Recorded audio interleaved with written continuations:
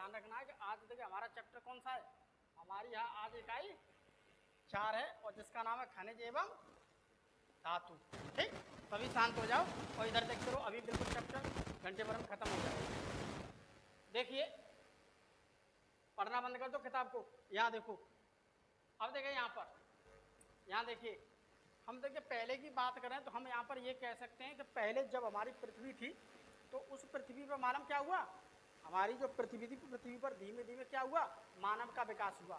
जैसे जैसे मानव का विकास हुआ तैसे क्या हुआ, उसकी समझ बढ़ती गई, उसकी सोच बढ़ती गई और उसकी जिस प्रकार की जरूरत थी उसी जरूरत के अनुसार वो अपनी सोच को विकसित करता गया और नई नई चीज को खोजता गया। अगर हम बात करते हैं पहले के बारे में तो हम यहाँ पर ये कह सकते हैं कि पृथ्वी पर धीरे धीरे सभ्यता का उदय होता गया और समय के साथ मानव की समझ बढ़ती गई। तो देखिए जैसे जैसे पृथ्वी पर उदय होता है, ठीक, इंसान का उदय होता गया, ठीक, उसकी सभ्यता डेवलप होती गई, उस प्रकार उसकी सोच भी बढ़ती रही। खाने पीने में सुधार आया, कपड़ों में सुधार आया। तो खाने में पहले मिट्टी के बर्तन से खाया करता था और भी पत्तों पे रख के खाया करता था, ठीक। तो फिर उसने मिट्टी के बर्तन के बारे में सोच लिया, फिर उसे कुछ धातुएं मिली, तो फिर धातुओं की तरफ क्या हुआ, वो सोचता रहा और धातुओं की तरफ बढ़ता रहा और धातुओं की खोज करता रहा और जिससे उसे क्या हुआ, बहुत सारी धातुएं मिली और उन धातुओं से उन्होंने बर्तन बनाना स्टार्ट कर दिए। तो देखिए अगर हम बात करते हैं धीरे धीरे मिट्टी के बर्तनों और अन्य चीज़ों के बारे में भी समझने लगा। इसी मानव के विकास क्रम में सबसे अधिक तांबे के बर्तन का प्रयोग किया जाने लगा। तो पहले के टाइम पर तांबे के बर्तन का सबसे ज़्यादा प्रयोग किया जाता था, ठीक। तो ये तुम्हें बर्तन दिख रहे हैं, ये कैसे बर्तन हैं, तांबे के।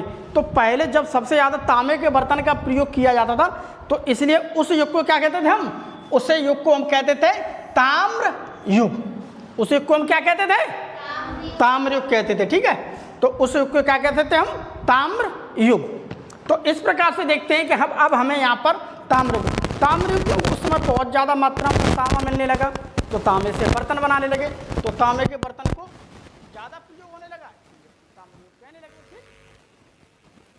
परंतु अगर हम बात करते हैं तो हम यहाँ पर ये भी कह सकते हैं कि जैसे जैसे उनकी समझ बढ़ती गई उसके हिसाब से उन्होंने क्या किया, अब क्या मिलने लगा, लोहा मिलने लगा।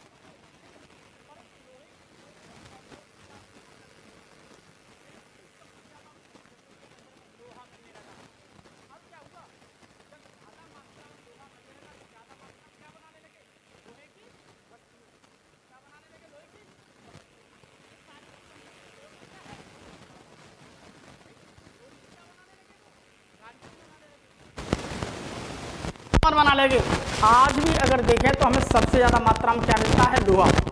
मकानों में लोहा लगता है, वाहनों में लोहा लगता है, जंगले चौखट वगैरह और भी मशीन, जितनी मशीनें हैं सारी चीज़ों में ज़्यादातर सबसे ज़्यादा मात्रा में क्या मिलेगा आपको, मकान बना रहे हैं तो सरिया भी लोहे की पड़ रही है उसके अंदर में, ठीक है। तो अब हम ये कहने लगे कि उसी प्रकार से देखिए बहुत सारी वस्तुएं, बर्तन, वाहन, विद्युत, दरवाजे, बहुत सारी चीज़, जब कोई चीज़ ज़्यादा मात्रा में मिलने लगती है तो क्या करते हैं भैया, उस चीज़ का प्रयोग अधिक करने लगते हैं। समझ में आया कि नहीं। तो अब हम यहाँ पर ये कह रहे हैं कि अब हमें लोहे की चीज़ भी बहुत अधिक मात्रा में मिलने लगी। तो इसी की वजह से मालूम क्या हुआ, लोहे की मशीनें आ गई, ठीक। लोहे की मशीनें बनाने लगे। ये देखिए मशीनें, मकानों के अंदर लोहे का प्रयोग करने लगे और बड़े बड़े वाहन, जितने भी वाहन देख लीजिए, ऐसा वाहन कोई नहीं है जिसके अंदर में लोहे का प्रयोग ना होता हो। कोई बता सकता है मुझे ऐसा वाहन जिसमें लोहे का प्रयोग न हो? हर गाड़ी में देखो, हर चीज़ में तो लोहे का प्रयोग मिलेगा। तो लोहे का क्या है, सब जगह मिलेगा, ठीक है। उसके बाद क्या लोहे की चीज़ मिलने लगी, सबसे ज़्यादा क्या हुई, अब भी सबसे ज़्यादा लोहा हमें मिल रहा है। अब हम देखिए, अब हम थोड़ा आगे बढ़ते हैं। देखिए समय के साथ अब उसी प्रकार से हम देखते हैं, देखिए समय के साथ बदलाव आता गया और नए नए वैज्ञानिक धातुओं की खोज में जुट गए। अब भैया समय जब चेंज होने लगा तो बात हम मानव की करते हैं। मानव वो है जो अपनी समझ के बलबूते पर आज सबसे आगे है और हर नई चीज़ को खोजता है, क्या है, वैज्ञानिक प्रवृत्ति है, ठीक। तो वैज्ञानिक की बदौलत से आज पढ़ने के लिए हो रहा है, वैज्ञानिक की बदौलत से आज कैमरा है, वैज्ञानिक की बदौलत से आज पंखा है, कूलर है, एसी है, टीवी है, मोबाइल है, लैपटॉप, सारी चीज़ें तो किसकी वजह से? वैज्ञानिकों। तो ठीक वैज्ञानिकों ने क्या किया, अब पृथ्वी के अंदर वो बहुत सारी चीज़ों को ढूंढने लगे। जैसे तुमने कभी कभी देखा है, कभी कभी तुमने ऐसे लोगों को देखा है कि जैसे बाज़ार में जा रहे हैं, कहीं जा रहे हैं, तो जो नाली होती है, नाली में से वो मिट्टी को निकाल लेते हैं, वो उसमें पीतल वीतल की पता नहीं क्या क्या ढूंढते रहते, तुमने देखा है? तो वो क्या कर रहे हैं, वो भी किसी न किसी धातुओं को उसमें से ढूंढ रहे हैं। अब वैज्ञानिकों ने क्या किया, पृथ्वी के अंदर से बहुत सारी चट्टानें थीं, उन चट्टानों से वो देखने लगे कि इस चट्टान के अंदर तो मुझे भाई ये चीज़ मिल रही है, ये चीज़ मिल रही है, इसके अंदर ये मिल रही है। तो सारी चीज़ चट्टानों को क्या किया उन्होंने, अब उन चट्टानों को अच्छी तरह से खोजने लगे, समझने लगे, काटने लगे, मशीनों से छटनी करने लगे, उसमें से क्या निकालने लगे, धातुएं। अब धातुओं के बारे में हम सबसे पढ़ेंगे, ठीक है। प्रकृति में केवल कुछ ही धातुएं मुक्त अवस्था में मिलती हैं, और भी बहुत सारी धातुएं मिलेंगी। जैसे मान लीजिए तुम मिट्टी देखे, तुमने मिट्टी जो कीचड़ की मिट्टी है, उस कीचड़ की मिट्टी को उठाकर देखो तो कीचड़ की मिट्टी बहुत सारे टुकड़े आपको मिट्टी के मिलेंगे, रेत के मिलेंगे, ठीक है, बालू के मिलेंगे, उसके अलावा पत्थर भी मिल जाएंगे उसमें, उसके अलावा उसके अंदर तुम्हें लोहे की छीलन भी मिल जाएगी, ठीक है, उसके अलावा और भी बहुत सारी चीज़ें मिल जाएंगी। तो ठीक इसी प्रकार का कंसेप्ट दिमाग में लगाइए कि धातुएँ जो होती हैं वो ज़्यादातर क्या मिलती हैं, कुछ ही धातुएं ऐसी होती हैं जो मुक्त अवस्था में मिलती हैं, बाकी सारी की सारी धातुएं क्या हैं, मुझे एक संयुक्त रूप से मिलती हैं, ठीक। जो मुक्त रूप से मिलने वाली धातुएं उसे ध्यान रखो, जैसे कि सोना और प्लेटिनम, ये मुझे मुक्त रूप से मिलती हैं, ठीक है, जैसे कि सोना और प्लेटिनम, ठीक है, सोना और प्लेटिनम। अभी उतार लेना सारी पीपीटी को, ठीक है। आते धातुएं प्रकृति में एक, और बाकी जो धातुएं मिलेंगी मुझे एक यौगिक के रूप में मिलेंगी। अब यौगिक क्या होता है, ये दिख रहा है तुम्हें कंपाउंड, ये है यौगिक। इस यौगिक को देखिए एल्युमिनियम ऑक्साइड का है, इसके अंदर थोड़ा पानी मिला हुआ है, इसे हम कहते हैं एल्युमिनियम ऑक्साइड। तो यहाँ पर ये एल क्या है मालूम है, एल्यूमिनियम। तो एल्युमिनियम मुझे कहाँ मिल रहा है, ऑक्साइड के रूप में, वो किसी ऑक्साइड के साथ में जुड़ा हुआ है। तो एल्युमिनियम मुझे क्या मिल रहा है, एक ऑक्साइड के रूप में। इन सारी चीज़ों को मैं रिफाइन करूंगा तो यहाँ से एल्युमिनियम को निकाल लूँगा, ठीक। सबसे अधिक उनके ऑक्साइड के कुछ बहुत सारी धातुएं हमें ऑक्साइड के रूप में अधिक मिलती हैं, ठीक है।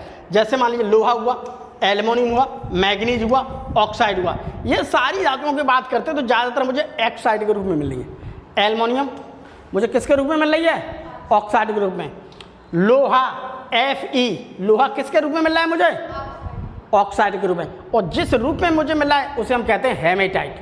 अभी हम आगे पढ़ेंगे अच्छी तरह से, उसे हम क्या कहते हैं, हेमेटाइट, ठीक है। अब हम देखिए थोड़ा और आगे बढ़ते हैं। अब अगर बात करते हैं हम दूसरे स्थान पर, तो दूसरे स्थान पर बात करते हैं धातुएं मुझे सल्फाइड के रूप में मिलती हैं। अगर मैं ज़्यादा खुदाई करता जाऊँगा, चट्टानों को देखता जाऊँगा, तो मुझे सबसे ज़्यादा वे धातुएं मिल रही हैं जो ऑक्साइड के रूप में हैं। दूसरे स्थान पर वो धातुएं मिल रही हैं, कुछ कम मात्रा में वो धातुएं मिल रही हैं, वो किसके रूप में मिल रही हैं, सल्फाइड के रूप में।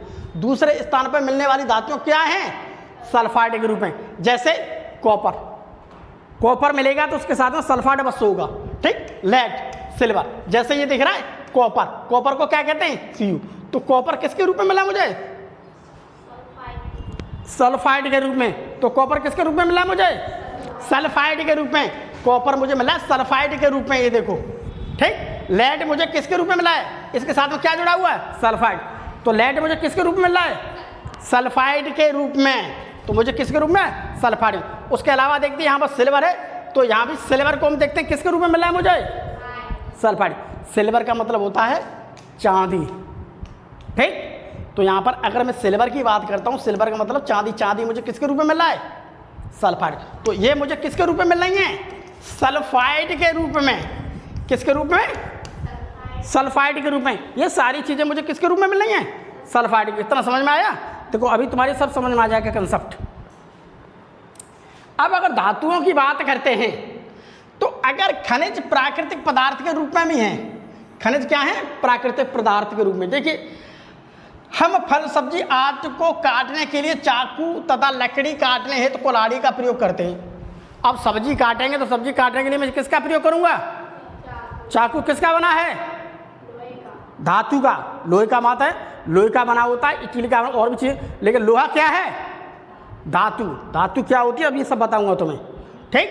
उसके अलावा ये है लकड़ी, लकड़ी को मैं काट रहा हूं तो लकड़ी को किससे काट रहा हूं मैं? इसके अंदर ये क्या लगा हुआ है? लोहा। और लोहा क्या है? लोहा क्या है? लोहा क्या है? इतनी बात समझ में आएगी? तो लोहा क्या है? धातु। यहां भी ये चीज लगी हुई, ये क्या है? धातु। ठीक है। इसी प्रकार से अगर घर की बात करते हैं तो हमारे घर के अंदर में जो बिजली फिटिंग होती है, बिजली फिटिंग होती है, इसके अंदर जो प्लास्टिक है, प्लास्टिक के अंदर जो तार पड़े हुए होते हैं वो किसके पड़े होते हैं? धातु के।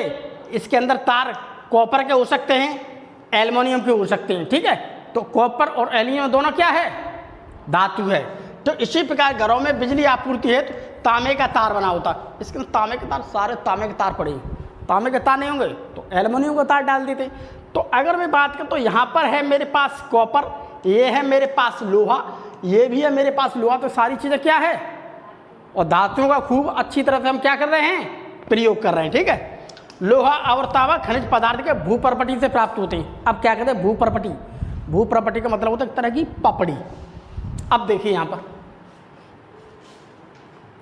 ये है, देखिए पृथ्वी के, अब देखिए यहाँ पर पृथ्वी के भू प्रॉपर्टी का निर्माण विभिन्न प्रकार के तत्वों से हुआ है। अब यहाँ पर देखिए बात हमें ये समझने के आखिर में खनिज है क्या?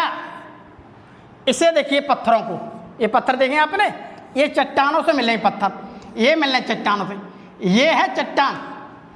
इस चट्टान के अंदर बहुत सारी ऐसी चीजें जो मुझे मिली, इसे हम क्या कहते हैं? क्या? हेमेटाइट। तो यहां से इसमें मुझे क्या मिलेगा सबसे ज्यादा? हेमेटाइट। ठीक। इस पत्थर को कहता हूं मैं हेमेटाइट। इसके अंदर अगर तोड़ा बाड़ी करेंगे, मशीन के द्वारा रिफाइनिंग करेंगे तो बहुत सारे प्रोसेस के बाद मुझे यहां से बहुत ज्यादा मात्रा में क्या मिलेगा? लोहा मिलेगा। ठीक। इसी प्रकार से बॉक्साइट, इसे देखिए बॉक्साइट। इस वाले पत्थर को देखिए, अगर ये चट्टान मुझे पृथ्वी के अंदर मिल रही है बहुत ज्यादा और खोज कर रहे हैं, तो अगर मुझे ऐसी चट्टान मिल रही है तो ऐसी चट्टान को हम कहते हैं बॉक्साइट। इसके अंदर मुझे एल्युमिनियम सबसे ज्यादा मिलेगी, और एल्युमिनियम किसके रूप में मिलता है? ऑक्साइड के रूप में। तो यहां पर अगर मैं देखता हूं, इसे रिफाइनिंग करूंगा, रिफाइनिंग मतलब इसकी प्रोसेस करूंगा मशीनों के द्वारा। बहुत सारी मशीनों होती हैं, मशीनों के ज़्यादा इसकी क्या की जाती है? रिफाइनिंग। फिर मुझे यहाँ से क्या मिल जाएगी? एल्युमिनियम। और वो एल्युमिनियम मिल करके इकट्ठी हो जाएगी, और एल्युमिनियम को हम क्या करेंगे मालूम है? उससे बढ़िया बढ़िया क्या बना देंगे हम? उससे एल्युमिनियम के बर्तन बन जाएंगे, एल्युमिनियम के तार बन जाएंगे, एल्युमिनियम के दरवाजे बन जाएंगे, एल्युमिनियम हुक्के बन जाएंगे, एल्युमिनियम के जंगले बन जाएंगे। एल्युमिनियम बहुत सारी जगह प्रयोग होती है। तो यहाँ से मुझे एल्युमिनियम, उसके अलावा माइका, यहाँ से अभ्रक मिलता है। ठीक। ये है मैग्नेटाइट, यहाँ से मुझे मैग्नी मिलता है। ठीक। ये देखिए वो पत्थर है। तो देखिए भू प्रॉपर्टी में प्राकृतिक रूप से पाए जाने वाले अकार्बनिक तत्व अथवा यौगिक को खनिज कहते हैं। इसे हम कहते हैं खनिज। ठीक है। ये क्या है? हमारे एक अकार्बनिक तत्व है। ठीक। इसी के रूप में हमें मिल रहे हैं। अब हमें अगली बात देखो समझना है कि आखिर में ये खनिज कहाँ पाए जाते हैं? खनिज कहाँ पाए जाते हैं? इधर देखिए सारे बच्चे। तो खनिज पृथ्वी के तल पर, पृथ्वी के तल पर, ये है मेरे पास पृथ्वी, पृथ्वी के तल पर अंदर अतना जाऊं, पृथ्वी की तल भू प्रॉपर्टी में तथा समुद्र में, समुद्र के अंदर चले जाएंगे तो मुझे वहां भी मिलेंगे। समुद्री जल में पाए जाने वाले खनिज, जो समुद्री जल है बहुत बड़ा है समुद्र, हम समुद्र के जल भी जाएंगे तो वहाँ पर वैज्ञानिक लोग जाते हैं, खोजते रहते हैं, समझते रहते हैं। तो समुद्री जल की बात है तो समुद्री जल के लिए देख हम यहाँ कहते हैं, जैसे कि मान लो सोडियम क्लोराइड, ये तो बहुत मिल रहा है हमें। सोडियम क्लोराइड क्या है? नमक है, खारी खारी चीज़ होती है, खारापन है, वो क्या है? NaCl। क्या है? NaCl। NaCl का मतलब sodium chloride, sodium iodide, sodium iodate. ये सारी चीज़ें मुझे, ये भी क्या है मेरे लिए? एक खनिज हैं, मिनरल्स हैं। ये भी क्या है? खनिज हैं, मिनरल्स हैं। कहते नहीं mineral water P low. Mineral water का मतलब ऐसा पानी जो शुद्ध तो है, उसके अंदर बहुत सारे मिनरल हैं, उसके अंदर सोडियम भी है, क्लोराइड भी है, पोटेशियम भी है, बहुत सारी चीज़ें हैं जो हमारे शरीर के लिए क्या है? फ़ायदेमंद। और जो हमारे शरीर के लिए फ़ायदेमंद नहीं होती उसे हम क्या करते हैं? तो शरीर से हमें वो चीज़ नहीं चाहिए, मशीन से उसे क्या कर देंगे? बाहर निकालें। तो यहाँ पर मुझे समुद्री खनिज मिल रहे हैं। खनिज का मतलब तो मिनरल्स मिल रहे हैं। तो मिनरल्स हमें बहुत सारी जगह मिलते हैं। हमें प्लांट्स में मिनरल्स मिलेंगे देखने के लिए, प्लांट्स होते हैं जड़ खाते रहते हैं, फल खाते रहते, फलों में हमें मिनरल्स मिल जाते हैं। ठीक है, तो ये सब क्या हैं? मिनरल्स। ये सब क्या हैं? मिनरल्स। ठीक है, खनिज, धातु तथा अधातु दोनों। अगर मैं खनिज की बात करता हूँ तो खनिज हम वो कह सकते हैं कि अगर मैं खनिज या मिनरल्स की बात करता हूँ तो वो धातु भी हो सकते हैं और अधातु हो सकते हैं। अब धातु कौन से होते हैं? ये सारी चीज़ मैं धातु में देखे वो होंगे, जैसे सोना, चांदी, तांबा, सोडियम, एल्युमिनियम। ये सारी चीज़ें क्या हैं? धातुएं। ये सारी चीज़ धातुएं, यानी कि ये सारी चीज़ें किस में आती हैं? खनिज में। खनिज का मतलब मिनरल्स। ठीक, मिनरल्स। तो मिनरल्स क्या है? धातुएं और अधातु हो सकते हैं। अधातुओं में जैसे oxygen, carbon, nitrogen, chlorine, sulphur. Carbon देखिए तुमने, काली काली जो चीज़ होती है उसको कार्बन कहते हैं। हमारा शरीर है, हमारे शरीर के अंदर बहुत ज़्यादा मात्रा में कार्बन है। जो चीज़ जल करके धुआं निकालेगी समझ लो उसके अंदर कार्बन है। कोई भी चीज़ ऐसी देख लो जो जल रही है उसमें से धुआं निकल रहा है, उसके अंदर क्या है? कार्बन है। ठीक, तो इस प्रकार से हम आधी चीज़ों को, अब और देखिए आगे देखिए, अब यहाँ देखिए खनिज धातु व अधातु दोनों तत्वों के यौगिक भी हो सकते हैं। ये देखो हमने बता दिया अभी कि खनिज क्या है? धातु और अधातु जो है वो क्या है मेरे? खनिज। खनिज का मतलब मिनरल्स। अब देखिए जैसे कि बॉक्साइट, ये है बॉक्साइट। ठीक, इसके अंदर मुझे क्या मिलेगा? एल्युमिनियम। अब यहाँ पर देखिए दो चीज़ हो सकती हैं। अब इसमें कह रहा है खनिज धातु और अधातु तत्वों के यौगिक हो सकते हैं। तो एल्युमिनियम की बात करें तो एल्युमिनियम क्या है? धातु। एल्युमिनियम, उसमें एल्युमिनियम क्या है? धातु। ऑक्साइड क्या है? यानी कि ऑक्सीजन क्या है? ऑक्सीजन क्या है? अधातु, वो धातु नहीं है। अब हम खनिज की बात करते हैं तो खनिज क्या हैं? खनिज क्या हैं? वो धातु और अधातु दोनों मिल गए तो एक यौगिक बन जाता है। तो हमें यही तो कह सकते हैं कि देखो में क्या लिखा है? खनिज धातु और अधातु तत्वों के यौगिक के रूप में भी हो सकते हैं। ये है मेरे पास धातु। अगर ये है बॉक्साइट, बॉक्साइट को मैं रिफाइन करूँगा तो यहाँ से मुझे बहुत ज़्यादा मात्रा में क्या मिलेगी? एल्युमिनियम धातु मिलेगी। ठीक है, तो एल्युमिनियम क्या है मेरे पास? एल्युमिनियम धातु है। और ऑक्सीजन क्या है मेरे पास? अधातु। ऑक्सीजन क्या है? अधातु। ठीक है, जैसे यहाँ पर देखिए कॉपर ग्लास को, अगर मैं कॉपर की बात करता हूँ तो कॉपर क्या है? कॉपर धातु है। और ये क्या है मेरे पास? सल्फर क्या है? अधातु। ठीक, अधातु। अब धातु और धातु के बारे में तुम्हें अभी बताऊंगा क्या होता है। ठीक है, अधिकांश धातुएं संयुक्त अवस्था में अपने यौगिक के रूप में ही प्राप्त होती हैं। जितनी भी धातुएं मुझे मिलेंगी पृथ्वी के अंदर खोजा खाजी करूंगा तो वह इकट्ठी मिलेंगी, संयुक्त रूप से किसी न किसी के साथ में जुड़ी हुई मिलेंगी। ठीक, प्रकृति में केवल कुछ ही धातुएं मुक्त अवस्था में पाई जाती हैं। अगर मुक्त अवस्था में मिलेगी तो केवल एक दो चीज़ें मिलती है। मानो कौन सी? जैसे कि सोना, जैसे कि सोना तथा प्लेटिनम। अगर मैं यहाँ पर इस प्रकार की बात करता हूँ जैसे कि सोना और प्लेटिनम, ये दो धातुएं ऐसी होती हैं जो मुझे मुक्त अवस्था मिलती हैं। ये किसी के साथ में जुड़ी नहीं होंगी। सोना जहाँ मिलने लगेगा वो अकेला होगा, इसलिए हम उसे रिफाइनिंग करके निकालेंगे। ठीक, लेकिन एल्युमिनियम किसी के साथ मिल रही है, कॉपर किसी के साथ मिल रही है, लोहा किसी के साथ मिल रहा है, बट सोना मुझे किसी के साथ नहीं मिल रहा। पृथ्वी में अकेला है, आसानी से मिल जाता है। अब देखते हैं आगे अयस्क। अयस्क किसे कहते हैं? अयस्क किसे कहते हैं? अयस्क वह चट्टान है। अयस्क का मतलब है, अयस्क क्या है? एक चट्टान ही है। ये देखिए, अयस्क वह चट्टान है जिससे धातु को सुविधाजनक और किफ़ायती तरीका से निकाला जाता है। अयस्क क्या है? एक प्रकार की चट्टान है। एक प्रकार की क्या है? चट्टान, जिससे धातु को, इससे धातु को निकालेंगे हम, इससे धातु को सुविधाजनक किफ़ायती तरीका से निकालेंगे। तो ये एक तरह की क्या है मेरे पास? चट्टान। चट्टान का मतलब क्या है? पत्थर ही है। पृथ्वी के पहाड़ों से क्या निकलने वाला? पत्थर है। इस पत्थर को खोज निकाला उन्होंने, देखिए ये पत्थर तो बहुत काम का है, इसके अंदर तो मुझे बहुत सारी चीज़ें मिलनी है। अब इसे क्या करेंगे? मशीन से तोड़ देंगे। रिफाइनिंग बहुत प्रक्रिया होती है। फिर उसके बाद मुझे यहाँ से क्या मिल जाएगी? धातु। मुझे क्या मिल जाएगी यहाँ से? धातु, यानी कि मेटल। ठीक, यदि खनिज में धातु की मात्रा अधिक होती है, अगर मैं यहाँ पर देखता हूँ, मान लीजिए तुम्हें एक मिट्टी दे दी, पहले यहाँ पर देखिए मैंने तुम्हें एक बर्तन दे दिया, इसके अंदर बहुत सारी मात्रा में क्या पड़ी हुई है, मिट्टी पड़ी हुई है। अब इस मिट्टी के अंदर में बहुत सारे ऐसे छोटे छोटे कण पड़े हुए हैं, मान लीजिए सोने के डाल दो या किसी के डाल दो, तुम इसमें देखोगे इसमें पूरी मिट्टी के अंदर में अगर तुम्हें थोड़े से सोने के कण मिल गए तो आप ये कहोगे इस मिट्टी में मेहनत करो, मेहनत करके साफ़ करते हो, पूरे दिन साफ़ करते हो, जो सोना मिल रहा है, और सोना को हमने देखा तो वो कितना मिल रहा है, बहुत महंगा।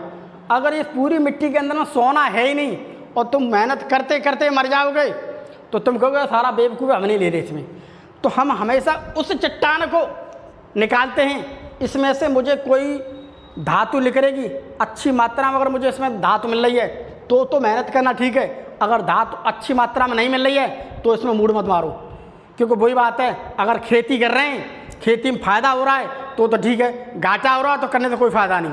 तो ठीक इसी प्रकार से ऐसी चट्टान को लेते हैं जिसमें मुझे ज़्यादा मात्रा में धातु मिल रही है तो काम करो, इसमें से निकाल लो फ़ायदे वाली चीज़, और नहीं मिल रही है तो फिर रहने दो। तो उसी प्रकार से देते अधिक मात्रा में होता है तो सही है। अब एक देखिए SCERT किताब में देखिए एक टेबल दे रखी है, इस टेबल को देख लीजिए थोड़ा। मैग्नीशियम की बात करते हो तो मैग्नीशियम का एस का क्या है, मैग्नेसाइट, और ये है देखिए ये मुझे किसके रूप में मिल रहा है, कार्बोनेट के रूप में। तो मैग्नीशियम मुझे मिल रहा है किसके रूप में, कार्बोनेट में। अब जिंक की बात करता हूँ, जिंक का क्या, इसका क्या नाम क्या है, कैलेमाइल, और ये भी मुझे किसके रूप में मिल रहा है, कार्बोनेट के रूप में। लेड को कहते हैं हम किसे, इसका क्या नाम क्या है, इसका गैलेना, ये मुझे किसके मिल रहा है, सल्फाइड के रूप में। अब आ गया कॉपर, इसका नाम क्या है, कॉपर गिलांस, और ये भी मुझे किसके रूप में मिला है, सल्फाइड के रूप में। आयरन यानी कि हेमेटाइट, ये मुझे ऑक्साइड के रूप में मिल रहा है, ये देखो ऑक्साइड, ऑक्सीजन जुड़ी हुई है इसके साथ, तो आयरन मुझे किसके रूप में मिल रहा है, ऑक्साइड के रूप में। अगला देखिए एल्युमिनियम। अगर मैं एल्युमिनियम की बात करता हूं तो एल्युमिनियम के अयस्क का नाम क्या है, बॉक्साइट। क्या नाम है, बॉक्साइट, ये है इसका सूत्र बॉक्साइट का, और ये हमें ऑक्साइड के रूप में मिल रहा है, ये है ऑक्सीजन, ऑक्साइड के रूप में मिल रहा है। ठीक, अब आ गया सिल्वर का क्या, इसका क्या नाम है, अर्जेंटाइट, और ये मुझे मिल रहा है सल्फाइड के रूप में, ये मुझे मिल रहा है सल्फाइड के रूप में। अगला आ गया कैल्शियम, इसमें कुछ मांगने वाली जो चीज़ें हैं ना मुख्य, वो भरी ना गई है, वो भरी ना गई, उसे देख लो, अभी हम थोड़ी देर बाद आ रहे हैं, मुख्य चीज़ें भरी। अब इसमें देखो कैल्शियम, अगर मैं कैल्शियम की बात करता हूँ तो कैल्शियम का इसका नाम क्या है, जिप्सम, और ये मुझे मिलता है ऐसे, जिप्सम का सूत्र क्या है, ये। ठीक है, तो ये मुझे सल्फेट के रूप में मिल रहा है। कैल्शियम कैसे मिल रहा है मुझे, सल्फेट। जिप्सम तुमने देखा है, पीओपी देखिए, POP plaster of Paris POP करते हैं, उस पीओपी के अंदर थोड़ा क्वांटिटी पानी मिला दो तो वो जम जाएगा, तो वो क्या बन जाता है, पीओपी जम जाती है, वही जिप्सम बन जाती है, वही है जिप्सम। यहाँ पर देखो कैल्शियम मिल रहा है, एक बार को थोड़ा बंद कर दो हल्का सा। अब देखिए आगे, धातुओं एवं अधातुओं क्या हैं।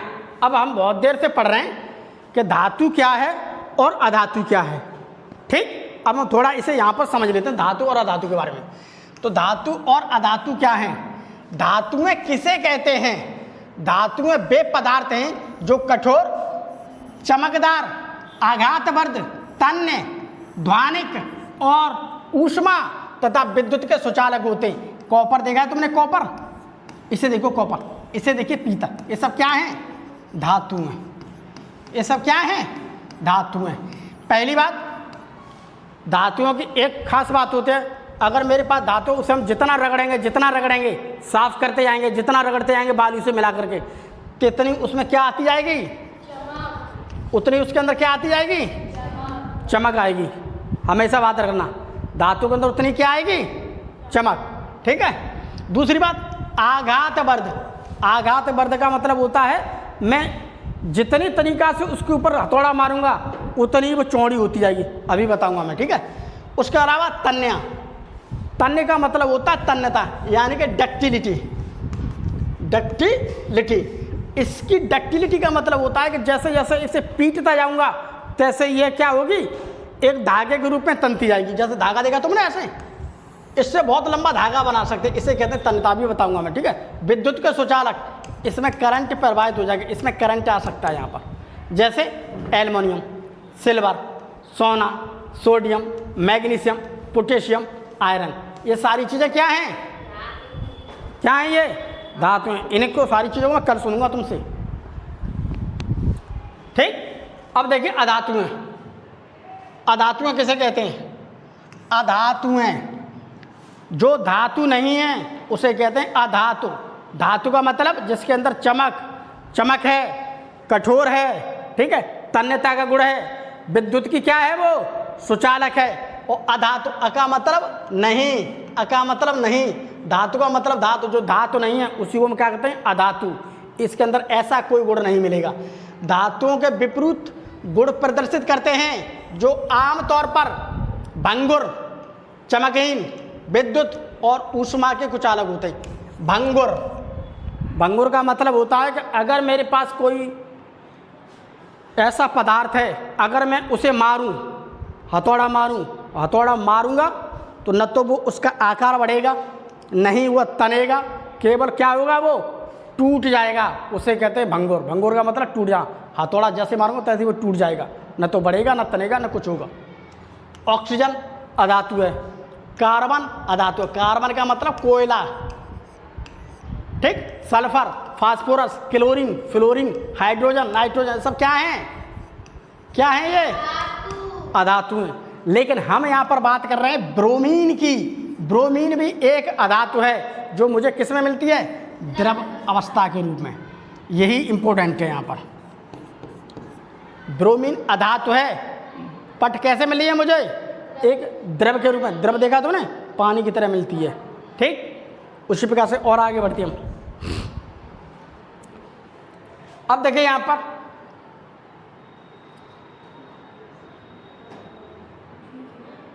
यहाँ पर धातुओं एवं अधातुओं के भौतिक गुण। पहली बात कठोरता को देखते हैं, ठीक है। अगर मैं सोडियम की बात करता हूं तो सोडियम धातु के टुकड़े, सोडियम क्या है, मेरे पास एक धातु है, धातु के टुकड़े को किसी चाकू की सहायता से आसानी से काटा जा सकता है। ये है मेरे पास सोडियम, इस पर मैं चाकू मार दूंगा तो ये आसानी से चाकू से कट जाएगी, जैसे खरबूजा कट जाता है ना, तैसे आसानी से कट जाएगी। बट क्या है, ये धातु है, ये क्या है धातु। सोडियम, पोटेशियम, मैग्नीशियम तथा पारा, ये मुलायम धातु है। पारा क्या है, एक मुलायम धातु, ठीक, सॉफ्ट। परंतु लोहा, कॉपर, जिंक के टुकड़े को चाकू से आसानी से नहीं काटा जा सकता है। अगर मैं लोहे की बात करूं तो लोहे को चाकू से काट दूंगा मैं, नहीं कटेगा, क्योंकि लोहा भी क्या है धातु है। कुछ धातुएं तो ऐसी है जो आसानी से चाकू से कट सकती हैं, और कुछ धातुएं ये हैं ऐसी कर रही हैं कि ये कभी कटी ही नहीं पाएंगी, ठीक है। तो हम यहाँ पर ये कह सकते हैं कि जो धातुएं कट नहीं सकती हैं वो कैसी होती हैं, कठोर, हार्ड। अगर मैं कार्बन की बात करता हूँ तो कार्बन का अपर रूप क्या है, हीरा, सबसे ज़्यादा कठोर है। कार्बन का अपर रूप क्या है मालूम है, अपर रूप समझते हो, कोयला होता है, कोयला जैसे ही पड़ा रहेगा तो एक ऐसी कंडीशन आ जाती है, कोयला धीरे धीरे मॉडिफाइड हो जाता है और वो किस में बदल जाता है, हीरे में कन्वर्ट हो जाता है, ठीक। तो हीरा कैसे बना, उस कोयले से बना। तो कोयले का ही वो क्या है, एक अपर रूप, ऊंचा वाला रूप। अपर रूप का मतलब ऊंचा वाला रूप, ठीक। अब देखिए धातुओं के भौतिक गुण। धातुओं के भौतिक गुण क्या क्या हैं, धातुओं के भौतिक गुण। धातुओं में चमक होती है जिसे हम धात्विक चमक कहते हैं। मान लीजिए कॉपर है, पीतल है, सोना है, लोहा है, निकेल है, और भी बहुत सारी चीज़ें हैं। अगर इसको आप डाल दोगे तो क्या होगा, खराब हो जाएंगी थोड़ी थोड़ी, लेकिन जैसे ही मैं उसे रगड़ूंगा किसी पर, ठीक, घिसूंगा, तो उसके अंदर क्या आ जाती है, एकदम चमक आ जाती है। उसके अंदर क्या आ जाती है, चमक। तो पहली बात धातु में क्या मिलेगी मुझे, चमक मिलती है, ठीक है। तो धातुओं में क्या मिलती है मुझे, चमक मिलती है, ठीक है। तो ये क्या है, सोनोरस। दूसरी बात, ठीक, धातुओं की सतह को किसी नुकीली वस्तु से काटने के तत्काल बाद देखें तो वो दिखने में एकदम चमकदार होती है, इसे हम क्या कहते हैं, मेटालिक, ठीक, मेटालिक चमक, ठीक है।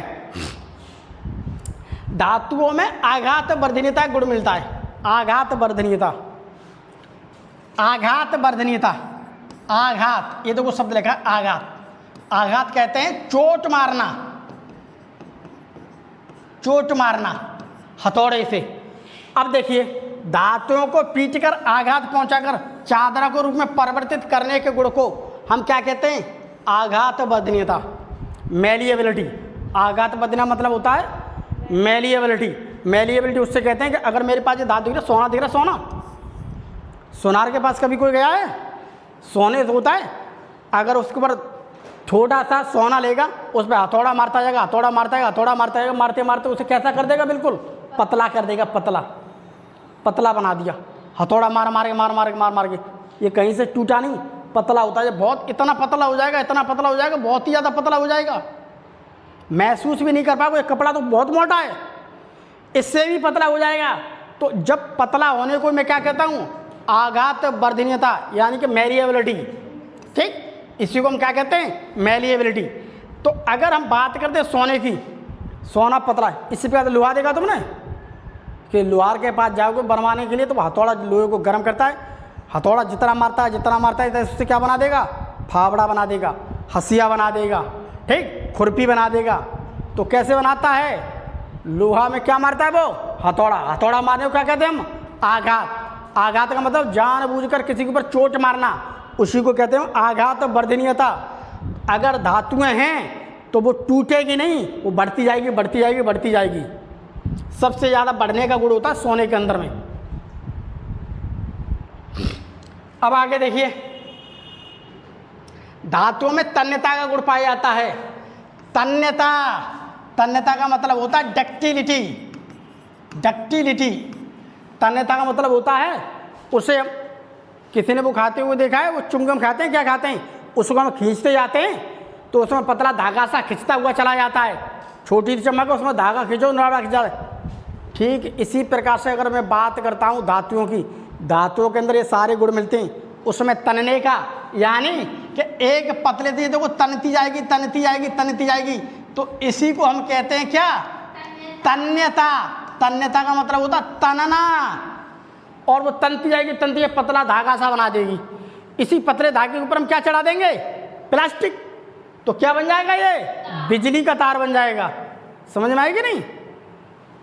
तो इसी को कहते हैं धातुओं को खींचकर तार बनाया जा सकता है। जबकि अधातुओं की बात करते हैं, अधातुओं में तन्यता का गुण, अधातु की बात करते हैं, कोयला वगैरह है या नाइट्रोजन वगैरह है, वो सब अधातु हैं, वो नहीं तन सकती हैं, उसमें ये गुण नहीं होता है। ठीक, तो धातुओं में ये गुण मिलते हैं तनने के, पीटेंगे तो बड़ी होती जाएगी। धातुओं के तार के रूप में परिवर्तित करने के गुण को हम क्या कहते हैं, तन्यता। बड़ी होती जाएगी, क्या बन जाएगा, वो एक तार बन जाता है। ठीक है, अब देखिए यहाँ पर 1 ग्राम सोने से लगभग, अब 1 ग्राम मालूम कितना होता है, बहुत नेक होता है 1 ग्राम।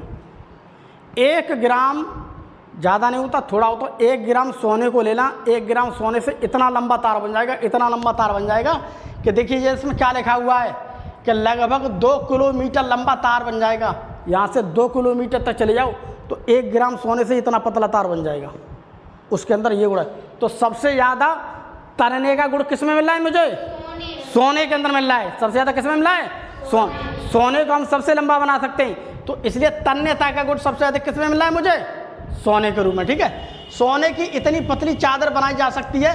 अब एक है मेलिएबिलिटी, मेलिएबिलिटी का मतलब होता है आघात वर्धनीयता। अभी पिछली स्लाइड में पढ़ाया था मैंने कि अगर लोहा है, लोहे को पीटेंगे तो लोहा ज़्यादा चौड़ा नहीं होगा, तांबे को पीटेंगे तांबा भी ज़्यादा चौड़ा नहीं, चांदी को पीटेंगे चांदी थोड़ी अधिक चांदी हो जाएगी चौड़ी।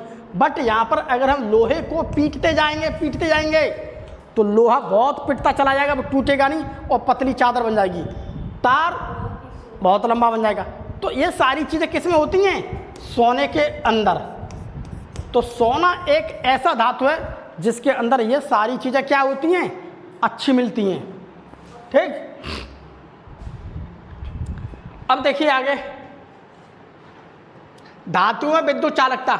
विद्युत चालकता का मतलब होता है कि अगर मेरे पास ये धातु का बना हुआ तार है, सोने का बना होगा या मेरे चांदी का बना है या कॉपर का बना है या लोहे का बना है या स्टील का बना है, उसके अंदर यहाँ बिजली प्रवाहित करूँगा तो ये बल्ब जल जाएगा। अर्थात ये क्या होता है विद्युत का, क्या होता है ये विद्युत का सुचालक। मतलब जितने भी तार बने हुए हैं, तार में क्या है, करंट आ जाएगा। अगर हम तांबे के गिलास में पानी पी रहे हैं, तांबे का चमचा देखा है, बिजली के पास रख दो तुरंत करंट आ जाएगा। तो धातुओं में क्या आ जाता है, करंट आ जाता है। तो इसे कहते हैं, सर्वप्रथम हमने एक टॉर्च का, ये तो एक एक्टिविटी दे रखी है, तो बल्ब जलने लगता है। तो इससे अगर हम तार लगा दो, तांबे का तार लगा दो, यहाँ पर बैटरी लगा दो तो बल्ब जल जाएगा। तो हम ये कह सकते हैं तांबे का तार क्या होता है, विद्युत का सुचालक। मैं यहाँ पर एल्युमिनियम का तार लगा दूंगा पीट करके, तो एल्युमिनियम में बिजली चली जाएगी। मैं यहाँ पर लोहे का लगा दूंगा तो लोहे में बिजली चली जाएगी। ठीक है, तो यहाँ पर धातुओं के मैं जैसे जैसे तार लगाता जाता हूँ उसमें बिजली आती है। तो धातुएं क्या होती हैं, विद्युत की सुचालक। ठीक, तो विद्युत की सुचालक होते हैं। अतः सभी धातुएं विद्युत की सुचालक होती हैं क्योंकि इनमें विद्युत का प्रवाह संभव है। अब अगली बात, अगला गुण, अगर मैं धातुओं की बात करता हूँ, धातुओं में कुछ चीज़ यहाँ पर मार दूंगा तो ये आवाज़ करने लगेगी। लोहे का तवा ले लेना, ठीक, स्टील का भी कोई बर्तन ले लेना, चांदी का ले लेना, पीतल का ले लेना, उसमें यहाँ पर जैसे ही मैं कुछ आवाज़ करूँगा तैसे ये क्या होगा, आवाज़ निकालेगा। ठीक, तो ये क्या निकालते हैं, आवाज़, साउंड प्रोड्यूस करते हैं। ठीक है, ये क्या करते हैं, साउंड, यानी कि ध्वनि निकालते हैं। क्या निकालते हैं, ध्वनि, ध्वनि निकालते हैं। तो सभी धातुएं होती हैं, उसमें यह गुण मिलता है कि वो क्या निकालेंगे, ध्वनि।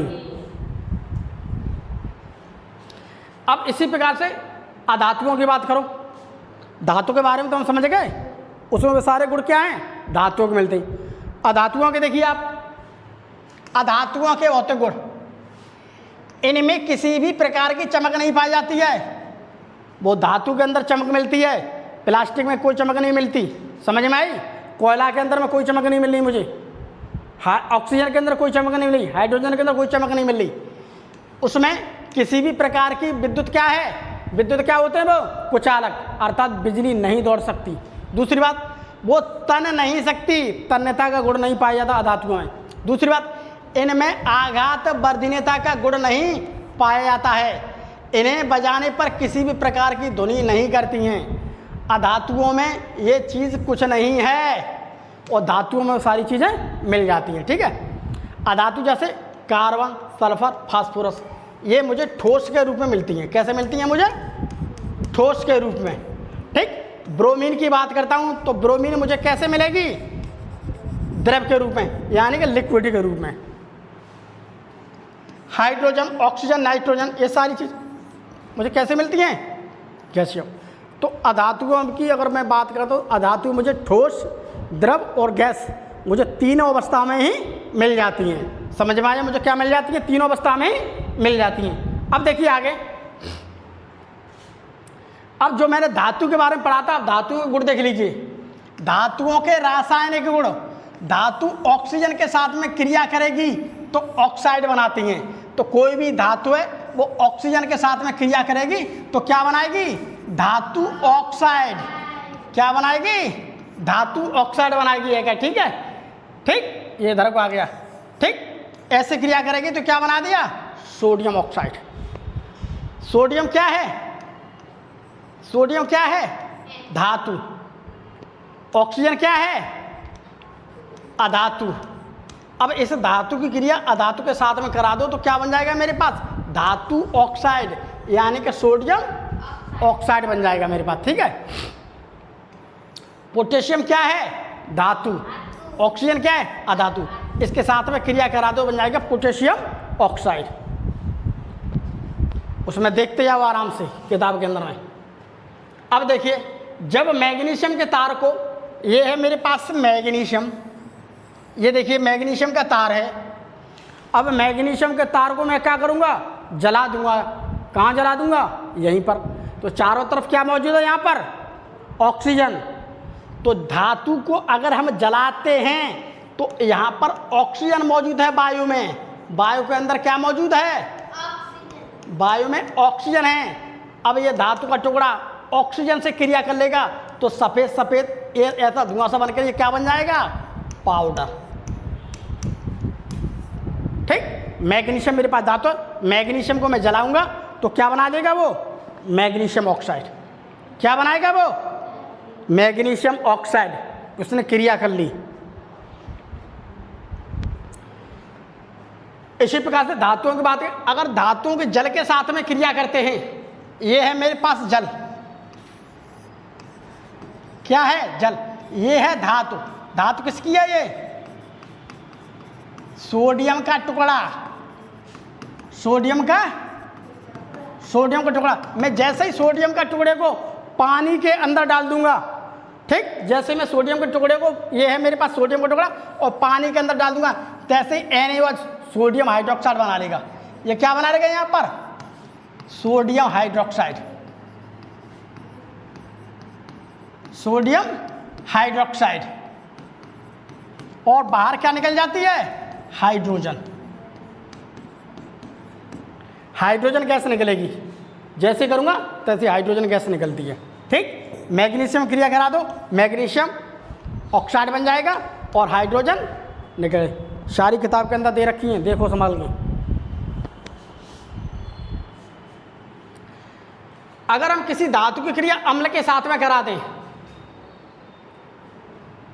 ठीक, तो ये है मेरे पास एक इतना बड़ा, देखिए बर्तन है।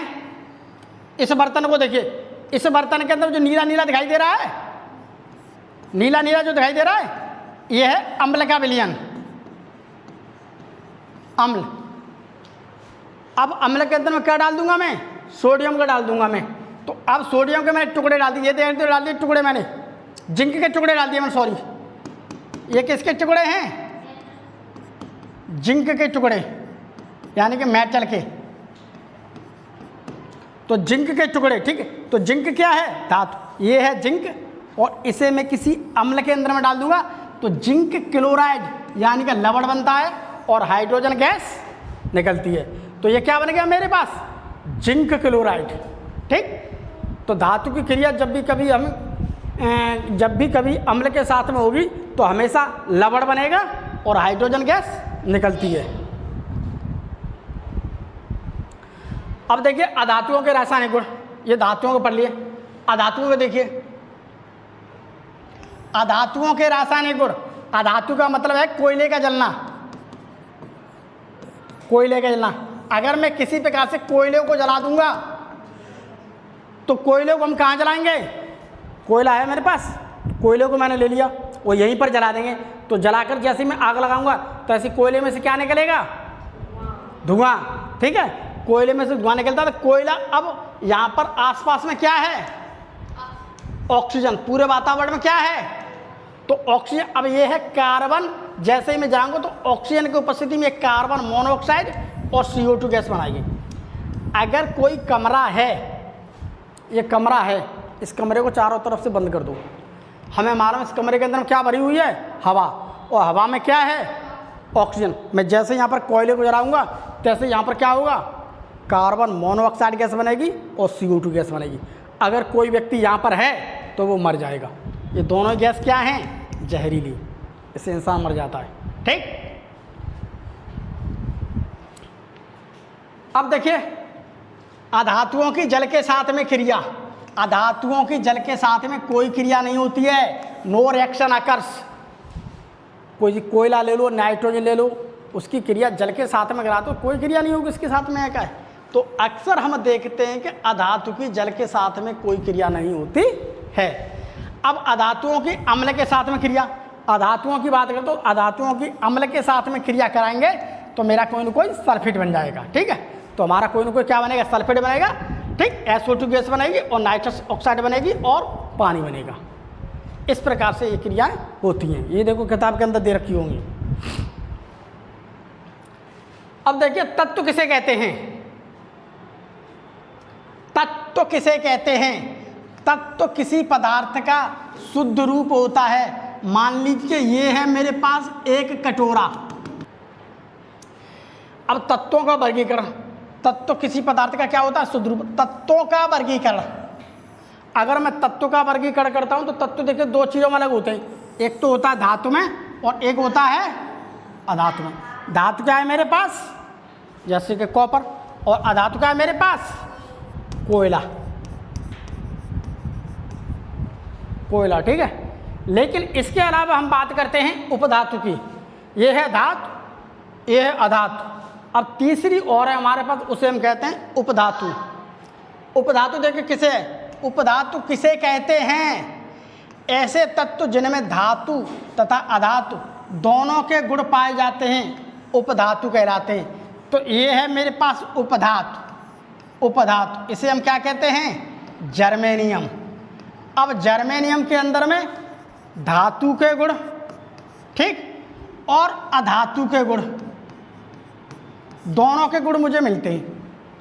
ये एक ऐसा पत्थर मुझे मिल गया, एक ऐसी चीज़ मिल गई, एक ऐसा पदार्थ मिल गया जिसके अंदर मुझे धातु के भी गुण मिल रहे हैं और मुझे अधातु के भी, और जिसमें धातु और अधातु के दोनों गुण कुछ न कुछ मिल जाते हैं, उसे हम क्या कहते हैं?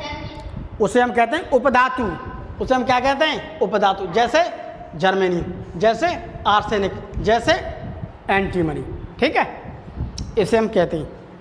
और भंगुरता के बारे में देखो, मैंने तुम्हें समझाई दिया था पहले। भंगुरता, भंगुरता का मतलब होता है किसी पदार्थ को प्रतिबलित करने पर, यानी कि तानने, दबाने या मोड़ने, पीटने पर यदि विकृत होने, ठीक, तनने, सिकुड़ने और फैलने की बजाय टूट जाए तो पदार्थ के सिकुड़ को कहते हैं भंगुरता।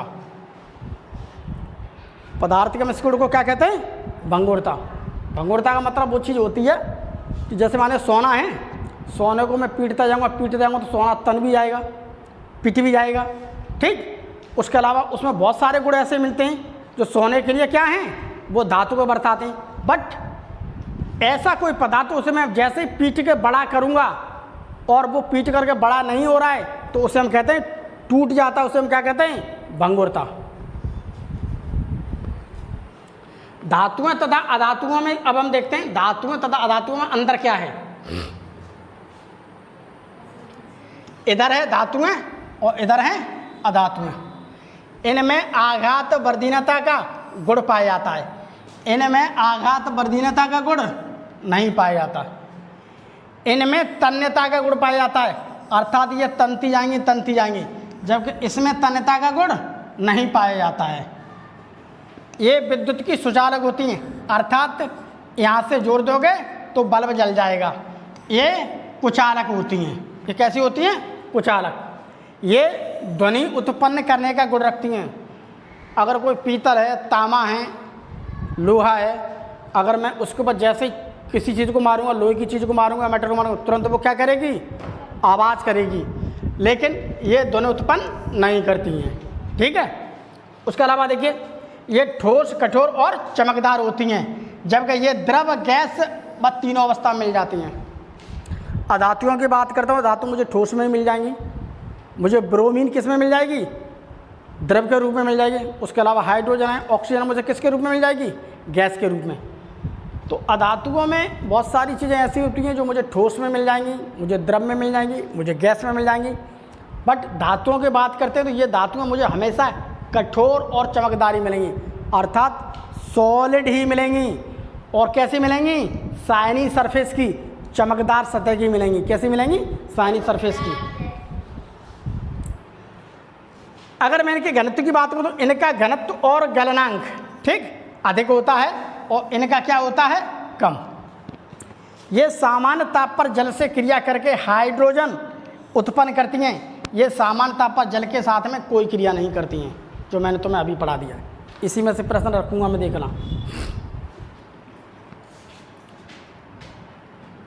अब देखिए यहाँ पर धातुओं का घरेलू एवं औद्योगिक उपयोग। धातुओं का घरेलू, अब धातुओं का उपयोग कहाँ कहाँ कर सकते हैं हम?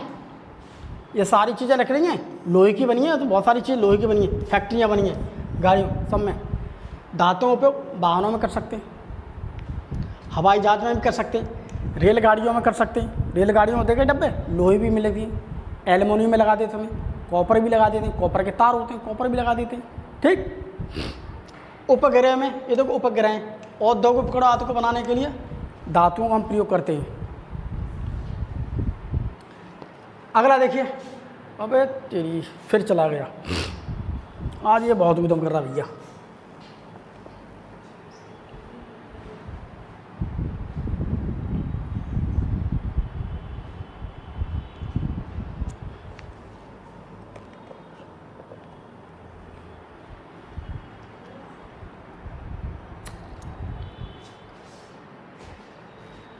अब देखिए आगे, अब लोहा,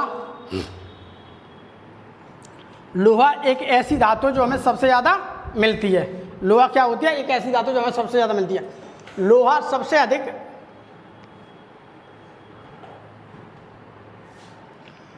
सबसे अधिक उपयोग में आने वाली धातु है। यह जहाँ एक और पिन, कील आदि, पिन की बात करें या छोटी सी कील की बात करें या पेच की बात करें, तो सब जगह पे किसका देखने के लिए मिलेगा? लोहे का प्रयोग मिलेगा। तो लोहा एक ऐसी धातु है जिसका सबसे ज़्यादा प्रयोग किया जाता है। घर पे कढ़ाई भी लोहे की, तवा भी लोहे का, ठीक है, बर्तन भी, जंगला बंगला जितनी सारी चीज़ लोहे की हैं, तो सबसे ज़्यादा प्रयोग होता है। कील का प्रयोग, सरिया, ठीक है। उसके अलावा और भी वस्तुएं मकान बनाने के लिए बहुत सारी चीज़ों पे। वहीं दूसरी ओर भारी उपकरणों में भी इसका प्रयोग किया जाता है।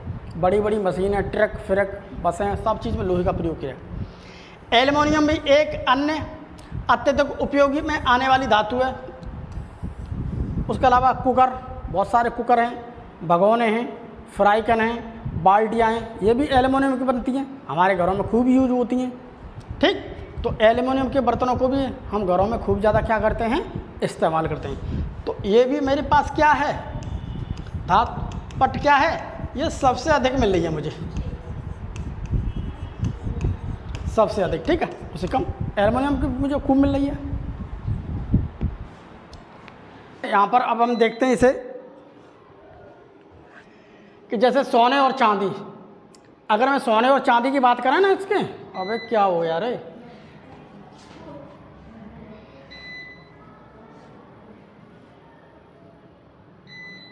कौन सी है ये?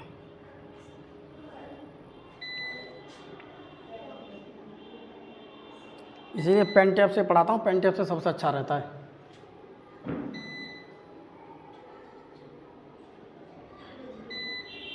अब देखिए यहाँ पर, देखिए सोने और चांदी का उपयोग आभूषण बनाने के लिए होता है। सोना हमें सबसे ज़्यादा मिलने वाली धातु है जिसका उपयोग किस में करते हैं हम? किसके लिए करते हैं? हम आभूषण बनाने के लिए करते हैं, ठीक है। सोना और चांदी सबसे अधिक आघातवर्ध हैं, इसलिए इनकी पतली चादरें बनाई जा सकती हैं। मिठाई देखी तुमने? मिठाई के ऊपर तुमने कभी कभी देखा होगा, उसके ऊपर एक सफ़ेद सफ़ेद से पत्र सा लगा देते हैं। तुमने देखा है ये पत्र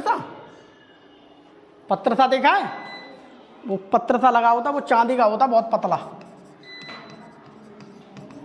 लेकिन आप चांदी का कम लगा दे वो एल्यूमिनियम को ठोक देगी। तो मिठाई देखी है? मिठाई में चांदी की पतली चादरों को मिठाई के सजाने के लिए किया जाता है। मिठाइयों के ऊपर ये पतला पतला चढ़ा होता है, किसका होता है? चांदी का। जबकि एल्युमिनियम की पतली चादरों को दवाई के रूप में, ये दवा देखिए तुमने, ऐसे रैपर में आती हैं, ये क्या है? क्या है ये? एल्युमिनियम। एल्युमिनियम की होती है पतली पतली, इसके अंदर दवा बंद कर देते हैं, ठीक है। तुमने देखिए खूब दवा को। उसके अलावा चॉकलेट, सिगरेट देखिए तुमने? सिगरेट होती है, सिगरेट के अंदर भी ये पैकेट होता है, अंदर सफ़ेद सफ़ेद सा कागज होता है, उसके ऊपर क्या चांदी का वो पत्र चढ़ा देते हैं, ठीक है।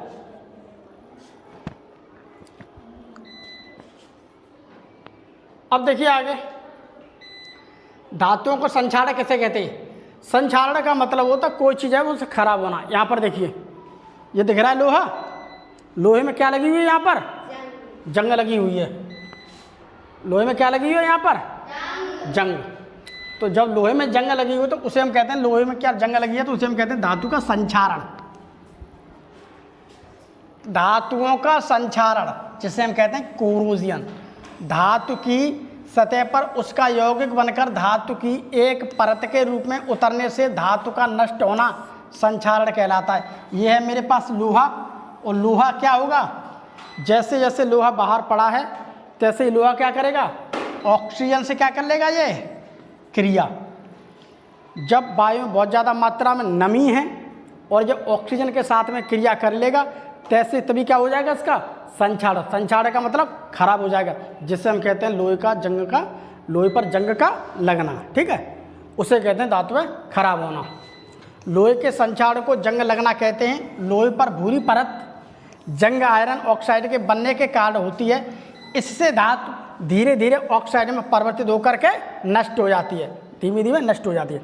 एल्युमिनियम की सतह पर भी एल्युमिनियम ऑक्साइड की परत जम जाती है, जिससे उसकी धातु नष्ट हो जाती है। एल्युमिनियम को देखिए क्यों ऊधम करिए, इसे पढ़ने के लिए यार तो पढ़ाई करोगा, ऊधम काय कर रहे होगा, नहीं तो बंद कर दो, काय को पढ़ेगा, घर नाम मत लगवाएगा। माँ तो चला जाता स्कूल में, माता था पढ़ेगा, यहाँ आके ना कोई पढ़ रहा है ना कुछ कर रहा है। ऊपर से अधिकारी आ जाते हैं, वो कहते हैं मास्टर साहब तो पढ़ाते ही हैं। मास्टर पावर पॉइंट बना करके ला रहे, मास्टर पढ़ा रहे हैं सरकारी स्कूल के बच्चों, बच्चा कोई पढ़ना नहीं चाहता है। फिर पूछते हैं आता किसी नहीं, यहाँ से जाएंगे, जाने के बच्चा घूमता रहेगा सारा दिन ऐसे ही, पढ़ता कोई है नहीं। ये साइंस है, जब ऊपर की क्लास में पहुँचोगे तो इससे टफ मिलेगी। पढ़ाई छोड़ दो, मत नहीं पढ़ना चाहते पढ़ाई छोड़ दो, सबसे अच्छा है घर बैठो, सबसे बढ़िया है। एक्टिविटी के बारे में देखिए गौर से, ये एक्टिविटी किताब के अंदर दे रखी है। हमने 3 परख नली ले ली, एक परख नली मेरे पास ये है, एक परख नली मेरे पास ये है और एक परख नली मेरे पास ये है। 3 परख नली ले ली हमने। ठीक है, इसे ABC का नाम दे दिया हमने एक परख नली में साधारण जल लिया है, इसमें क्या है मैंने एक साधारण जल, और B में उबला हुआ जल। इसके अंदर मैंने ऐसा जल भरा है जो कैसा है, उबला हुआ, बॉइल्ड वाटर। ठीक, उबला हुआ जल, ठीक, ऑक्सीजन वही उबला हुआ जल लिया है, तो ऐसा जल लिया है जिससे हम उबाल देते हैं, उसके अंदर ऑक्सीजन खत्म हो जाती है जल के अंदर। ठीक है, दूसरी बात, जबकि C में निर्जल कैल्शियम क्लोराइड लिया और यहाँ पर केवल लिया मैंने कैल्शियम क्लोराइड ओनली। ठीक, जो वायु में उपस्थित नमी को अवशोषित करती है। तीनों परख नलियों को मुंह को कॉर की सहायता से मैंने बंद कर दिया, इसे भी बंद कर दिया हमने, इसे भी बंद कर दिया हमने, इसे भी बंद कर दिया। यहाँ पर जल है जो सामान्य जल नल से निकाल कर पानी पीते हैं, वो जल भर लिया। इसमें वो जल भरा है जो मैंने पानी को क्या कर लिया, पहले खूब उबाल लिया, उबाल कर बन दिया। मैंने यहाँ पर भी एक लोहे का चोवा डाल दिया, एक लोहे का चोवा मैंने यहाँ डाल दिया, एक लोहे का चोवा डाल दिया। यहाँ पर सादा पानी है, यहाँ उबला हुआ पानी है, मैंने इसे बंद कर दिया कहीं से हवा न जाए। यहाँ पर कोई पानी नहीं लिया, केवल मैंने कैल्शियम क्लोराइड लिया और यहाँ पर भी मैंने क्या डाल दिया, लोहे का चोवा, इसे भी मैंने चारों तरफ से बंद कर दिया। ठीक, 4 या 5 दिनों के बाद जब हम देखते हैं, ठीक है, तो यहाँ पर जो लोहा है इसमें जंग नहीं लगी, इसमें भी जंग नहीं लगी, इसमें जंग लग गई। क्यों जंग लग गई इसमें जंग लग गई, क्यों जंग लगी, को बता सकता है मुझे? सादा पानी नहीं है, इसीलिए तो यहाँ पढ़ा रहा है, उसमें चित्र बनाने लगे पड़े हो तुम लोग। पढ़ने के लिए घर से चले जाते हैं, पढ़ेंगे, यहाँ पर मास्टर ब्लैक बोर्ड में मूड मार रहा है, वो मजा ले रही है यहाँ पर लड़के यहाँ पर पढ़ने के लिए। इस वाले पानी में ऑक्सीजन थी, इस वजह से यहाँ पर जल में क्या हुआ, इस जल में ऑक्सीजन होने की वजह से, इसलिए इस चोबे के अंदर में क्या लग गई, जंग जब ही लगती है जब वो ऑक्सीजन के साथ में क्रिया करेगी कोई धातु। जब धातु ऑक्सीजन के साथ में क्रिया करेगी तब जंग। यहाँ पर ऑक्सीजन नहीं थी, यहाँ पर नहीं थी, यहाँ पर जंग नहीं लगी, ये एक्टिविटी के लिए। इसलिए जंग का लगना क्या है, ऑक्सीजन। जब कोई धातु ऑक्सीजन के साथ में क्रिया करेगी और वहाँ पर नमी मिलेगी तो उसमें क्या लग जाएगी, जंग।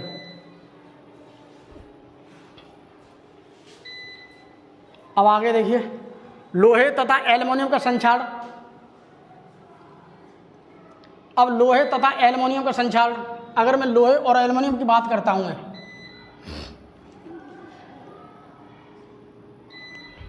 लोहे तथा एल्युमिनियम का संक्षारण वायुमंडलीय ऑक्सीजन एवं नमी की उपस्थिति में ऑक्साइड बनने के कारण होती है।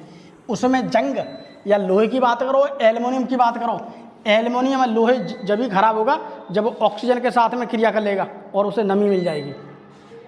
तांबे के बर्तन भरे रंग की कॉपर कार्बोनेट परत जम जाती है, इससे इसका संक्षारण होता है। तांबा देखा किसी ने? जब तांबे को गौर से देखोगे तो तांबे के ऊपर हरी हरी क्या जम जाती है, परत। वो क्या है, तांबे ने ऑक्सीजन के साथ में क्रिया कर ली। जैसे तांबा ऑक्सीजन के साथ में क्रिया कर लेगा तैसे जो मेरे पास तांबा था वो कैसा हो जाएगा, गंदा हो जाएगा, भद्दा हो जाएगा और हरा हरा हो जाएगा। तो उसे कहते हैं कॉपर कार्बोनेट की एक परत जम जाती है। ठीक है, चांदी के ऊपर काले रंग की परत सिल्वर सल्फाइड की होती है। चांदी देखिए, अगर असली चांदी होगी तो वो काली पड़ जाएगी बहुत जल्दी, और जो नकली चांदी होगी ना, सोनार पे बनवा लाते हैं चांदी, वो कभी काली नहीं पड़ती है, वो नकली चांदी होती है। असली चांदी होगी वो तुरंत काली पड़ जाएगी। कुछ दिनों तो पहनोगे वो काली में। जो चांदी के ऊपर काले रंग की परत सिल्वर सल्फाइड की होती है, जिससे इसका संक्षारण होता है। उसके अलावा सुनार बना कर दे देते, ले जाइए चांदी पहनिए जा करके, ये अंगूठी पहनिए, वो पहनिए, कभी काली नहीं पड़ेगी। उसके अंदर निकल मिला देते हैं, वो क्रोमियम मिला देते हैं, बहुत सारी चीज़ मिला देंगे तो वो कभी ख़राब नहीं होगी। जो चीज़ जल्दी ख़राब होने लगती है वो प्योर चीज़ होती है। धातु की अम्ल के साथ क्रिया, जब भी कभी कोई धातु है और वो अम्ल के साथ में क्रिया करेगा, कोई न कोई मेरे पास क्या बन जाएगा, लवण बन जाएगा और हाइड्रोजन गैस निकलती है। एल्युमिनियम क्रिया अगर हम अम्ल के साथ में करेंगे तो एल्युमिनियम क्लोराइड बन जाएगा और हाइड्रोजन गैस निकलती है। अम्ल के साथ रासायनिक क्रिया के कारण धातुओं का संक्षारण। अगर कोई अम्ल के साथ भी क्या धीमे धीमे क्रिया करते हैं, उसके साथ भी क्या धातु खराब हो जाती है। अगर लोहे के बर्तन है, लोहे के बर्तन में कुछ अम्ल को भर के रख देंगे तो लोहे का बर्तन भी खराब हो जाएगा, तांबे खराब हो जाएगा, एल्युमिनियम का खराब हो जाएगा। वो क्रिया कर लेगा तो ये चीज़ बना लेते हैं।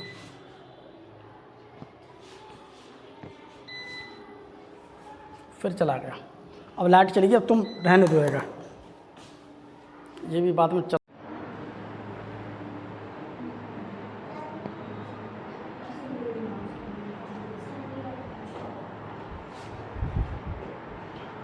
अब देखिए आगे, धातुओं को संक्षारित कैसे बचा सकते हैं। अगर लोहे पे जंग लग रही है तो हम उससे कैसे बचा सकते हैं, कोई बता सकता है मुझे?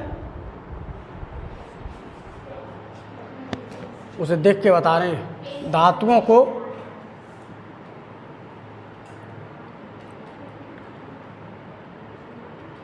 धातुओं को संक्षारण से कैसे बचाया जा सकता है? पेंट का लेप चढ़ा करके। अगर मेरे पास लोहा है, उस लोहे के ऊपर अगर मैं पेंट कर दूंगा, उसके ऊपर मैं क्या कर दूंगा, पेंट, ठीक है। अगर हमें इसकी थोड़ी बहुत पेंटिंग यहाँ पर पेंट कर दूंगा मैं इसके ऊपर, तो ये क्या बच जाएगा। धातुओं की वस्तुओं की सतह पर पेंट लगाकर उसे क्षण से बचाया जा सकता है। अब ये है मेरे पास लोहा, अब लोहे के ऊपर मैं यहाँ पेंट चढ़ा देता हूँ पूरी पर, ऑक्सीजन आएगी वो केवल यहाँ से टकरा के चली जाएगी। ऑक्सीजन आएगी इस पेंट के ऊपर टकरा के चली जाएगी, इस लोहे के संपर्क में नहीं आएगी, क्योंकि ये मैंने क्या चला दी है का परत। तो ऑक्सीजन और ये धातु, इन दोनों के बीच का संपर्क टूट जाता है, तो इस वजह से क्या है, लोहा खराब नहीं होता है। ग्रीस या तेल लगा करके भी, अगर मान लीजिए लोहे की बहुत सारी चीज़ मेटल की बनी हुई चीज़ हैं, तो अगर हम उसमें ग्रीसिंग कर देंगे तो ग्रीसिंग से भी क्या होगा, ये खराब नहीं होगी।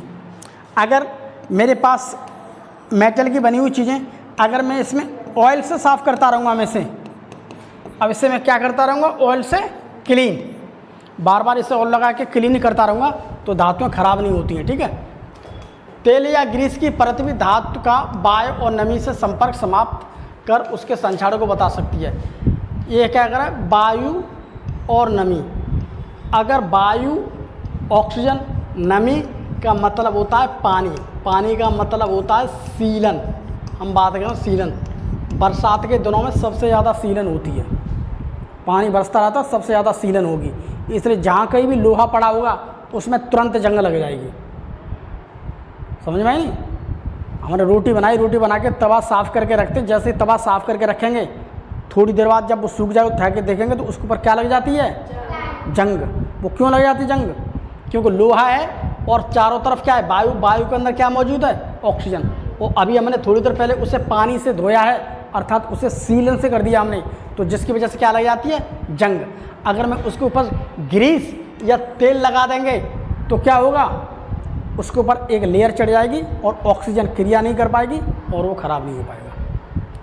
नए औजार जैसे कि कैंची, चाकू पर ग्रीस या तेल लगाकर रखा जाता है तो उन पर जंग नहीं लगती, इन पर जंग नहीं लगेगी। केवल मूड हला के काट के उल्लू की तरह बैठे रहते हैं। गैल्वेनाइजेशन, गैल्वेनाइजेशन उसे कहते हैं गैल्वेनीकरण, यानी कि उस पर एक धातु की परत चढ़ाना। मान लीजिए मेरे पास लोहे के बोल्ट हैं, जब हम बाज़ार से लेके आते हैं उसे देखते हैं बहुत ज़्यादा चमकते होते हैं। वो मालूम है क्यों चमक रहे हैं?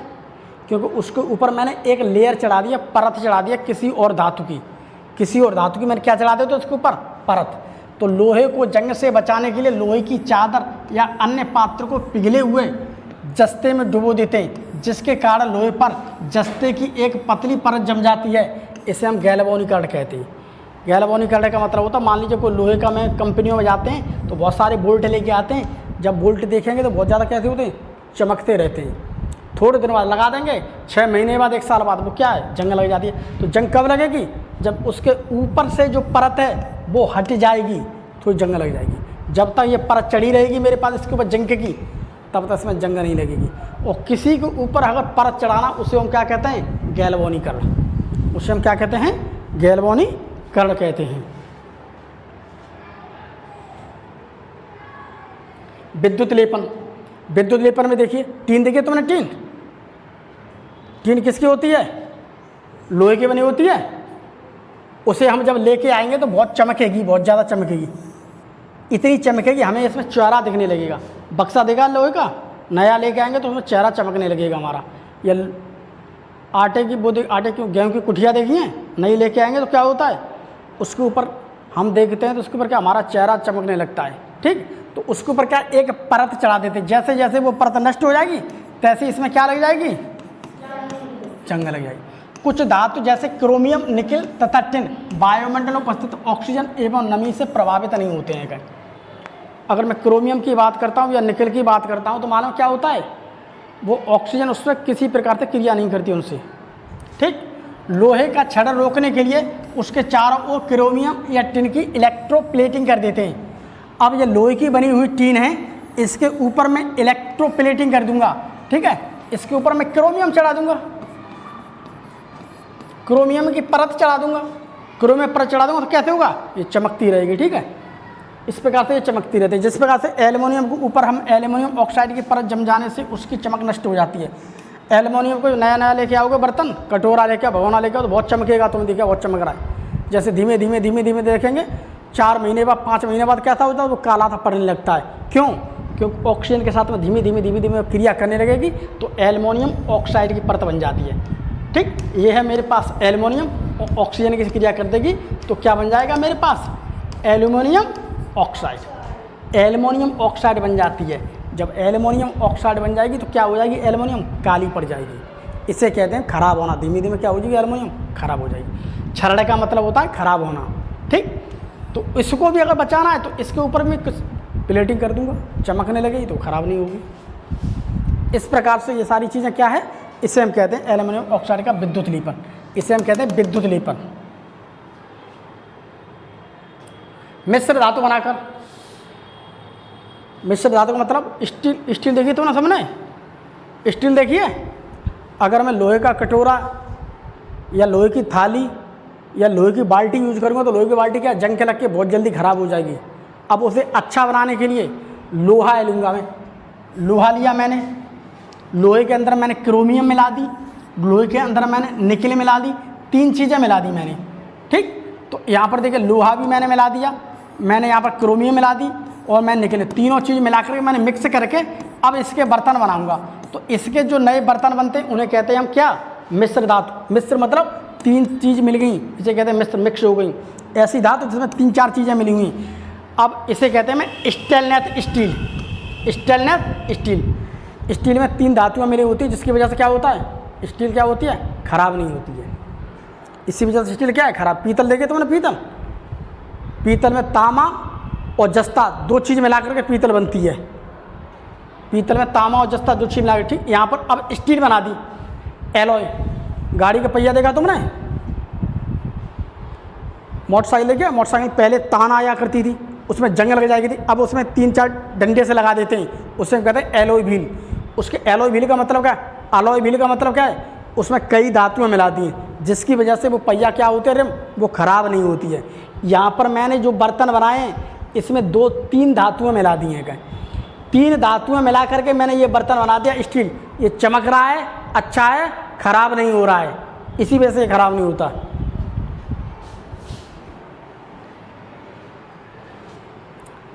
मिश्र धातु अलाव। अलाव क्या है? इसमें दो या दो से अधिक धातुएं क्या हैं? दो या दो से अधिक धातु या अधातु का समांगी मिश्रण होता है मिश्र धातु, ठीक है। इसमें मिला दें, जैसे मान लीजिए कि पीतल की बात करो, पीतल में तामा और जस्ता मिला देंगे। पीतल में क्या मिला देंगे हम? तामा और जस्ता।